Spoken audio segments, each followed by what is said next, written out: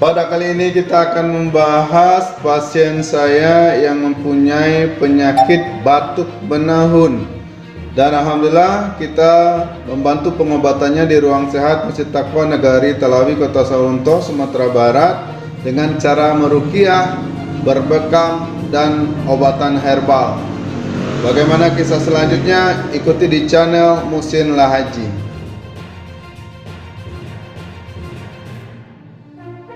Assalamualaikum warahmatullahi wabarakatuh. Sahabat semua, terima kasih yang terus mengikuti channel Muhsin Lahaji. Terima kasih yang sudah subscribe, menekan tombol lonceng notifikasi, karena dengan demikian sahabat dapat mengikuti terus inspirasi-inspirasi positif yang ada di channel ini.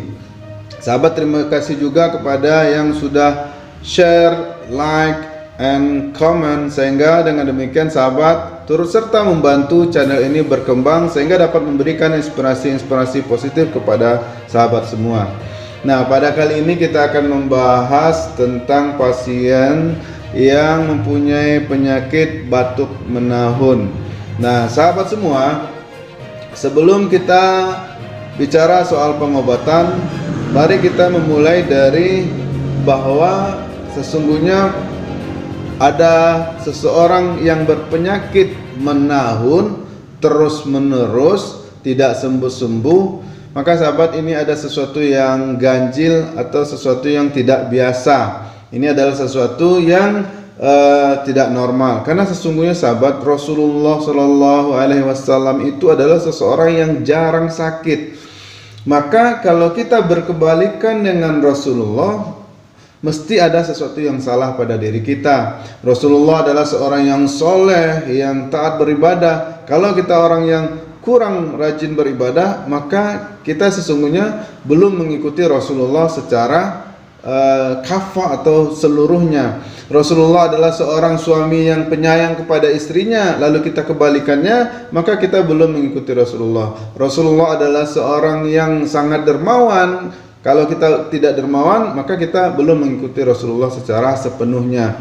Nah, begitu juga dengan dunia kesehatan. Rasulullah senantiasa memberikan petunjuk-petunjuknya kepada sahabat-sahabatnya untuk bagaimana melakukan pola hidup sehat. Sehingga hasilnya Rasulullah menunjukkan dengan dirinya sendiri, yaitu beliau senantiasa sehat, bugar, bahkan beliau memulai perang itu di umur sekitar 50-an ke atas. Lihat betapa fitnya tubuh Rasulullah, kesehatan Rasulullah. Beliau di umur 50-an masih mengikuti perang. Nah, kembali kita kepada seseorang yang sakit batuk menahun ini. Beliau tidak sembuh-sembuh, sudah pergi ke dokter, sudah minum berbagai macam obat, tapi tidak juga sembuh. Nah, di Ruang Sehat Masjid Taqwa Negari Talawi kita membantu pengobatannya. Yang pertama sahabat, tentu saja kita akan memulainya dengan meruqyahkan. Kenapa sahabat? Di channel ini, di Ruang Sehat Masjid Taqwa Negari Talawi, saya senantiasa berbicara tentang ruqyah. Bukankah ruqyah ini sesuatu yang seseorang yang terkena gangguan jin atau ketika orang kesurupan, bukankah ruqyah untuk pengobatan-pengobatan demikian? Nah sahabat, sesungguhnya ruqyah atau bacaan-bacaan Al-Quran itu bukan hanya untuk seseorang yang terkena gangguan jin saja, untuk seseorang yang sedang kesurupan saja, tetapi sesungguhnya sahabat, puncak, nah ini dari pemahaman kita di Ruang Sehat Masjid Taqwa Negari Talawi, bahwa puncak pengobatan adalah Al-Quran. Sebagaimana hadis Rasulullah menyampaikan bahwa berobatlah kamu sekalian dengan Al-Quran dan madu. Nah, di atasnya adalah Al-Quran. Banyak pengobatan yang lain dengan habatus sauda, dengan kurma, dengan zaitun, dengan berbekam, dengan puasa dan seterusnya. Maka kami menempatkan pengobatan yang utama bagi seseorang, bagi manusia adalah Al-Quran. Sesungguhnya Al-Quran itu adalah obat, adalah syifa untuk hati yang sakit, kejiwaan yang sakit, begitu juga dengan fisik yang sakit. Sebagaimana tumbuhan atau seseorang yang sakit dibacakan Al-Quran, maka tumbuhan akan tumbuh dengan baik ketika dibacakan Al-Quran. Seseorang yang mengidap kanker, mengidap penyakit-penyakit yang kronis, yang berbahaya, tetapi setelah diruqyahkan, dibacakan Al-Quran, alhamdulillah berkat Allah Subhanahu wa taala, penyakit-penyakit ini akhirnya sembuh. Nah, inilah bukti bahwa sahabat, Al-Quran adalah penyembuhan utama. Jadi segala sesuatu penyakit yang pasien yang datang ke ruang sehat Masjid Taqwa Nagari Talawi, maka kita akan memulainya dengan ruqyah terlebih dahulu. Kita bantu beliau ruqyah, beristighfar kepada Allah, menenangkan jiwanya, sebagaimana keterangan bahwa 55% penyakit manusia disebabkan oleh hati yang sakit terlebih dahulu. Jadi kalau kita ingin benar-benar sembuh dari akarnya, kalau kita ingin benar-benar sembuh seperti sebuah rumah yang atapnya bocor, kita bukan hanya sekedar mengepel lantainya yang basah, tetapi kita benar-benar menambal atap yang bocor ini. Kita menyelesaikan penyakit utama dalam seseorang terkena penyakit. Bukan sekedar kita menyuruh beliau membeli obat, makan obat, terus kalau habis obatnya beli lagi obatnya. Bukan sekedar itu sahabat. Yang paling diinginkan adalah bagaimana ia mengobati diri sendiri terlebih dahulu. Sebagaimana Rasulullah ketika di Madinah dihadiahi seorang dokter atau seorang tabib yang profesional dari kerajaan Romawi, tetapi setelah beberapa bulan beliau dokter ini tinggal di Madinah, tak seorang pun sahabat Rasulullah atau Rasulullah sendiri pergi berobat ke dokter ini, ke tabib ini, karena alhamdulillah sahabat semua dalam keadaan sehat karena dimulai dari ibadah-ibadah yang baik, bacaan Quran yang memberikan kesehatan kepada mereka. Nah sahabat, ini Al-Quran sebagai penyembuh ini perlu dilatih. Keyakinan kita bahwa Al-Quran memberikan kesembuhan perlu dilatih sahabat. Sesungguhnya Al-Quran ini sesuai dengan apa yang diniatkan. Sesungguhnya Allah Subhanahu wa taala sesuai dengan sangkaan hambanya.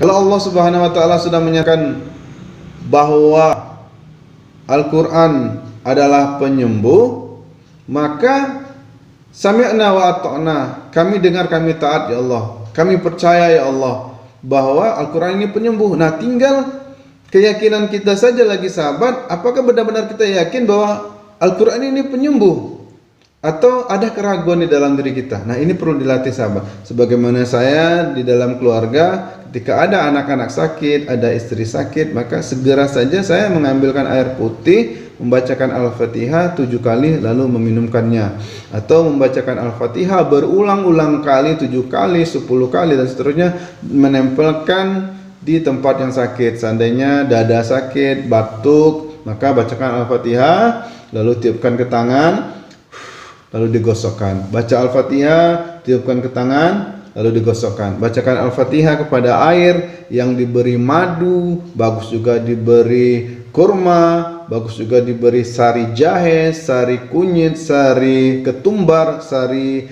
serai, kayu manis dan seterusnya, dikasih sedikit garam Himalaya, atau kita minum air zam-zam yang diruqyahkan. Subhanallah sahabat, ini adalah benar-benar obat yang insya Allah dalam keluarga saya ini adalah obat yang mujarab.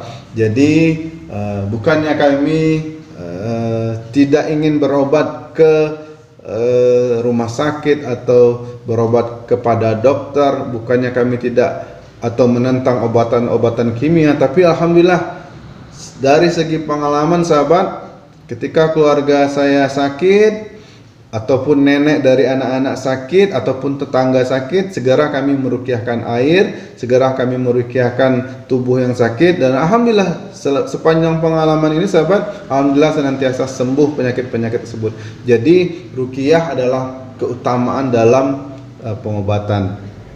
Nah, yang kedua, si pasien ini saya bekam.